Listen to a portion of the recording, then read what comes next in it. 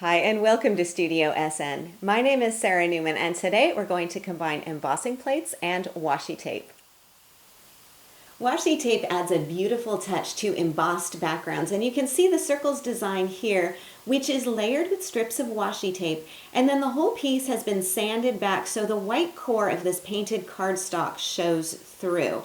So let's start with the painted background and then we can kind of build up our card from there.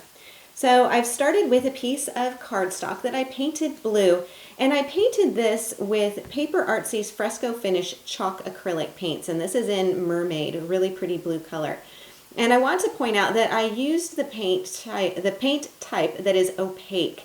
And because it's opaque, it's very high coverage. As you can see on this piece, it's very matte. And it's got a high coverage, high opacity, and one coat of paint is going to give you this look. So just one coat and you are ready to go with your background of your washi tape. So once this is dried, and it doesn't take very long, you can go ahead and add your tape. And I'm working with two different kinds of tape, and this is from, both of these are from a company called MT, which stands for masking tape. I have a really pretty gold and white metallic stripe here. And then I also have another one that, as you can see, I like it a lot. It's at the very, very end of its roll. But it's a beautiful kind of patchwork design. It's got some solids, some stripes. It's got all kinds of different patterns on one type of tape. So what I'm going to do is go ahead and start putting my washi tape down on here. Now, if you've worked with washi tape before, you know it's like a low-tack masking tape type of tape. So it's not super, super sticky, but it will stick onto your painted background. You can tear it, and I think you can see that it's slightly translucent. You can see my finger underneath here. So what I'm going to do is just go ahead and pop it down onto my background. And then I'm going to go ahead and add one of the last little bits I have of my beautiful patchwork tape. And I think you can see the design on here a little bit better. So I go ahead and add another strip down here. I'm going to do some vertical lines and some horizontal lines. And when I get done adding all of my tape bits, I'm going to have a piece that looks like this. So I've got strips going horizontally, strips going vertically, and I've got a really nice, simple background.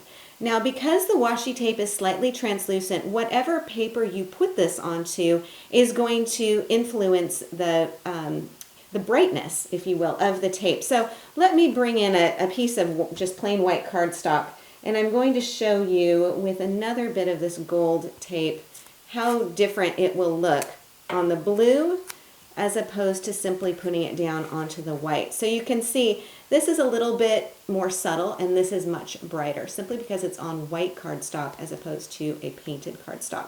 So you might just keep that in mind as you're deciding what paper or cardstock to put this onto. So the next thing I can do is go ahead and run this through my embossing machine. So I'm going to put this inside a plastic embossing folder, and you just nest it right inside there, right up to the top. And I usually cut down my pieces of cardstock to the right size just for planning purposes when I'm putting my washi tape down. And the embossing folder I'm using is from Darice, and this one is called Circle Interlock. For this technique, I find that it really works best to have an all-over design. I think if I tilt this, you can see the all-over design, rather than having something that's a border.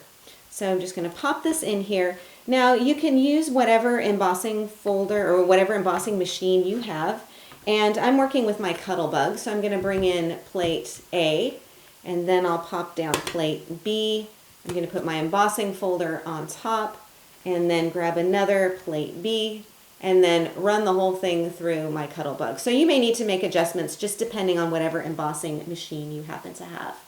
When you get done, you're going to pull out something that looks like this. And again, if I tilt this, I think you can see that not only do I have this fabulous circles design on my background, but also on my washi tape. And it just looks really, really cool. Now, I could leave this as it is because it does look really neat, but I'm also going to add a little bit more dimension by sanding it. And I'm just going to use an emery board to do this. You could use a piece of sandpaper as well. And I'm just going to come around here and gently sand off the paint, that beautiful mermaid paint. So it's really just taken off the top portion of that raised design, and you can see how that white core is starting to show through. Now, when you get to the washi tape itself, It's really going to have more of a visual impact if you do it on the areas where there is solid color. So the stripes will show a little bit, but it's really, you can see here on that solid design where that's showing up a lot more. So you may or may not want to incorporate more solid washi tapes into your design. So you go ahead and sand as much of this as you want to, and then you have an instant background ready to go. So I'll show this to you here and kind of tilt it a little bit as well so you can see the raised dimension on there. I think you can also see where it's been sanded back onto that little bit of patchwork tape too. So it creates a really fun, very pretty embossed background. Now I've done the focal point of my card with a Labels die cut, and this is from Spellbinders. This is their Labels 33. And then I have a really pretty feather dazzle on here. This is from Hot Off the Press, and it's from their Gold Pearl Feathers Dazzle set.